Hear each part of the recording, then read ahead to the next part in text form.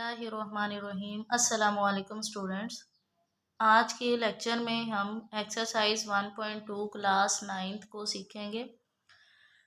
Last videos के अंदर हमने टाइप ऑफ मैट्रिक्स को बहुत डिटेल से डिस्कस किया था। अगर अभी तक आपने वो वीडियोस नहीं देखी हैं तो डिस्क्रिप्शन में लिंक मौजूद है, सबसे पहले उन वीडियोस को देख लें ताकि आपको ईजीली एक्सरसाइज 1.2 की समझ आ जाए। क्वेश्चन नंबर 1 देखें, identify unit matrices, row matrices, column matrices and null matrices. यानी जो हमें गिवन क्वेश्चन है हमने उनमें से ये बताना है कि कौन सा नल मैट्रिक्स है, यूनिट कौन सा है और कॉलम मैट्रिक्स या रो मैट्रिक्स कौन सा है। ठीक है, अब पार्ट 1 देखें, A = 0 0 0। हमने डेफिनेशन में ये पढ़ा था कि अगर एक मैट्रिक्स के अंदर तमाम एंट्रीज ज़ीरो आ जाएं तो हम उस मैट्रिक्स को ज़ीरो मैट्रिक्स और नल मैट्रिक्स कहते हैं। ज़ीरो मैट्रिक्स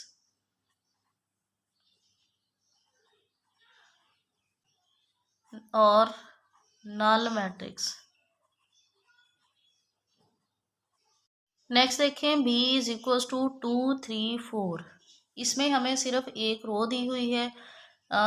रो मैट्रिक्स की डेफिनेशन हमने पढ़ी थी कि अगर हमारे पास रो 1 हो और कॉलम जितने मर्जी आ जाए तो 1 क्रॉस 3 हमारे पास इसका ऑर्डर है, तो इसको हम क्या कहेंगे, ये हमारे पास रो मैट्रिक्स है। रो मैट्रिक्स यहाँ पे देखें तो एक सिंगल हमारे पास रो है, इसलिए ये एक रो मैट्रिक्स है।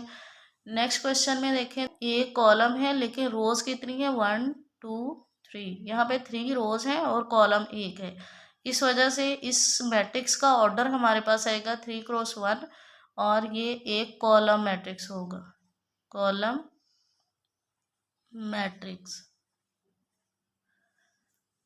नेक्स्ट देखें, D = 1 0 0 1। ये हमारे पास आइडेंटिटी मैट्रिक्स है। क्यों आइडेंटिटी मैट्रिक्स है? क्योंकि डेफिनेशन में हमने पढ़ा था कि अगर डायगोनल में मौजूद तमाम एलिमेंट्स 1 आ जाए, डायगोनल एंट्रीज अगर 1 आ जाती हैं और नॉन डायगोनल एंट्रीज 0 आ जाए तो इस तरह के मैट्रिक्स को हम आइडेंटिटी मैट्रिक्स कहते हैं और यूनिट मैट्रिक्स कहते हैं। आइडेंटिटी और यूनिट मैट्रिक्स।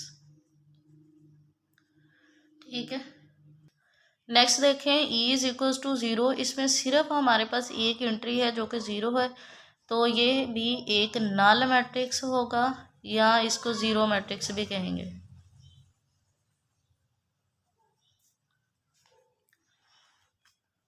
F = 5 6 7। 1 कॉलम है, 3 रोज है, तो 3 क्रॉस 1 ऑर्डर है। क्योंकि हमारे पास कॉलम एक है इस वजह से इसको क्या कहेंगे, कॉलम मैट्रिक्स। नेक्स्ट देखिए स्टूडेंट्स, क्वेश्चन नंबर 2। इसमें हमने आइडेंटिफाई करना है square matrix, row matrix, rectangular matrix, column matrix, identity matrix और नल मैट्रिक्स है। क्वेश्चन उसी तरह ही है, बस ये हमने बताना है। अगर आपको डेफिनेशन अच्छे से आती होंगी तो आपको इजीली समझ आ जाएगी कि कौन सा कॉलम मैट्रिक्स है, रो मैट्रिक्स कौन सा है, स्क्वायर कौन सा है, रेक्टेंगल कौन सा है, नल कौन सा है। ठीक है, पार्ट 1 देखें कि -8 2 7 12 0 4 एक मैट्रिक्स गिवन है। सबसे पहले आप इसमें ये देखेंगे कि हमारे पास ऑर्डर क्या है, 2 रोज हैं, 3 कॉलम्स हैं, इसका ऑर्डर आ जाएगा 2 क्रॉस 3। ये हमारे पास रेक्टेंगुलर मैट्रिक्स होगा, रेक्टेंगुलर मैट्रिक्स। क्यों रेक्टेंगुलर मैट्रिक्स होगा? क्योंकि हमने डेफिनेशन में पढ़ा था कि अगर नंबर ऑफ रोज और नंबर ऑफ कॉलम्स इक्वल ना हो, ठीक है, तो वो रेक्टेंगुलर मैट्रिक्स होगा। अगर नंबर ऑफ रोज और नंबर ऑफ कॉलम्स इक्वल होंगे तो वो स्क्वायर मैट्रिक्स होगा। यहाँ पे देखें 2 रोज हैं और 3 हमारे पास कॉलम्स है, इस वजह से ये एक रेक्टेंगुलर मैट्रिक्स है। नेक्स्ट देखें पार्ट 2, 3 0 1 एक मैट्रिक्स गिवन है, ये कॉलम मैट्रिक्स होगा, कॉलम मैट्रिक्स। नेक्स्ट देखें 6 -4 3 -2। अब ये हमारे पास एक स्क्वायर मैट्रिक्स होगा, स्क्वायर मैट्रिक्स। क्यों स्क्वायर मैट्रिक्स होगा? क्योंकि इसमें नंबर ऑफ रोज और नंबर ऑफ कॉलम्स इक्वल है। यहाँ पे देखा जाए 2 रोज हैं, 2 ही कॉलम्स है, 2 क्रॉस 2 का एक मैट्रिक्स है। Number of rose number of columns अगर इक्वल आ जाए तो इस तरह के मैट्रिक्स को स्क्वायर मैट्रिक्स कहा जाता है। नेक्स्ट पार्ट देखें 1001। अभी हमने लास्ट क्वेश्चन नंबर 1 में भी यही पढ़ा था कि अगर हमारे पास डायगोनल एंट्रीज 1 आ जाती हैं और नॉन डायगोनल एंट्रीज 0 आ जाती हैं तो इस तरह के मैट्रिक्स को हम आइडेंटिटी मैट्रिक्स कहेंगे। आइडेंटिटी मैट्रिक्स और यूनिट मैट्रिक्स भी इसको कहा जाता है। नेक्स्ट देखें 1 2 3 4 5 6। अब यहाँ पे देखा जाए सबसे पहले आपने ये देखना है रोज कितनी है 1 2 3 और कॉलम 1 2 3 क्रॉस 2 इसका ऑर्डर है। अब देखें नंबर ऑफ रोज और नंबर ऑफ कॉलम्स इक्वल नहीं है, इस वजह से ये हमारे पास एक रेक्टेंगुलर मैट्रिक्स होगा। रेक्टेंगुलर मैट्रिक्स, ठीक है। नेक्स्ट देखिए 3 10 -1। ओनली 1 रो है, 3 कॉलम्स हैं, ऑर्डर हमारे पास 1 क्रॉस 3 आएगा क्योंकि 1 रो 3 कॉलम्स है तो आपके पास 1 क्रॉस 3 इसका ऑर्डर आएगा और 1 रो की वजह से इसको क्या कहेंगे, रो मैट्रिक्स।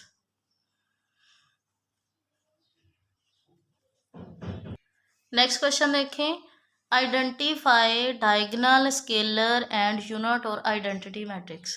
ठीक है, हमने इसमें डायगोनल, आइडेंटिटी और स्केलर की पहचान करनी है। क्वेश्चन नंबर 1 है a = 4 0 0 4।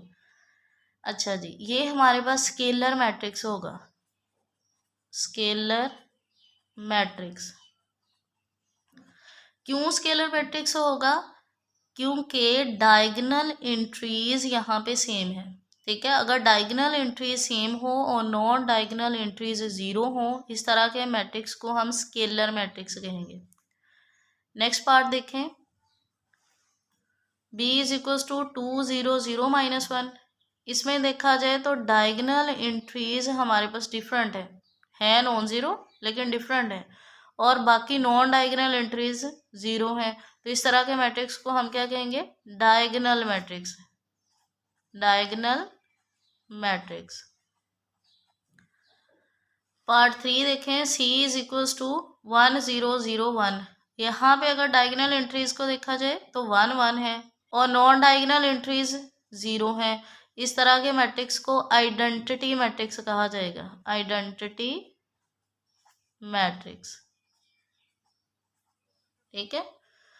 यानी स्केलर मैट्रिक्स की पहचान क्या है, डायगोनल एंट्री सेम होनी चाहिए। डायगोनल मैट्रिक्स की ये पहचान होती है कि एटलीस्ट 1 एंट्री नॉन ज़ीरो और नॉन डायगोनल एंट्री 0 होनी चाहिए। और आइडेंटिटी मैट्रिक्स की ये पहचान होती है कि डायगोनल में मौजूद एंट्रीज 1 होनी चाहिए और नॉन डायगोनल एंट्रीज 0 होनी चाहिए। उम्मीद है आपको समझ आ गई होगी। नेक्स्ट पार्ट देखें 3 0 0 0। अब यहाँ पे डायगोनल एंट्रीज को सबसे पहले देखेंगे। डायगोनल एंट्रीज हमारे पास एटलीस्ट 1 नॉन ज़ीरो है, तो ये डायगोनल मैट्रिक्स की कंडीशन को फुलफिल कर रही है। इस वजह से हम कहेंगे कि ये हमारे पास डायगोनल मैट्रिक्स है। ठीक है, नेक्स्ट देखिए e = 5 -3। 5 -3 अगर करेंगे 2 आएगा और यहाँ पे 0 है, 0 1 + 1 2 है। तो डायगोनल एंट्रीज अगर देखेंगे तो 2 और 2 यानी सेम है, तो सेम किस में होती हैं, स्केलर में। इस वजह से ये हमारे पास क्या आ जाएगा, स्केलर मैट्रिक्स।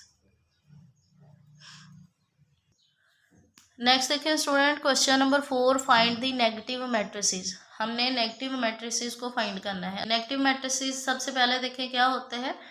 जो भी हमें गिवन मैट्रिक्स होगा उसमें मौजूद एंट्रीज को हम माइनस के साथ मल्टीप्लाई कर देते हैं, या फिर आप ये कहेंगे कि माइनस हम वहाँ से कॉमन ले लेते हैं। ठीक है, नेगेटिव मैट्रिसेस पहला मैट्रिक्स अगर हम फाइंड करेंगे a = 4 0 0 4, यानी सबसे पहले नेगेटिव का मतलब क्या है, जितनी भी एंट्रीज है उसको माइनस से मल्टीप्लाई कर देना है, तो -4 आ जाएगा।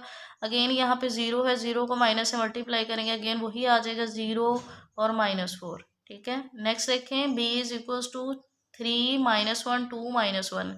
तो आपके पास नेगेटिव मैट्रिक्स किस तरीके से आएगा, -3 1 -2 -1। ओके जी, नेक्स्ट देखें c = 2 6 3। 2 को जब हम नेगेटिव मैट्रिक्स में चेंज करेंगे तो 2 पॉजिटिव का था, इस वजह से -2 हो जाएगा, -6 -3 -2।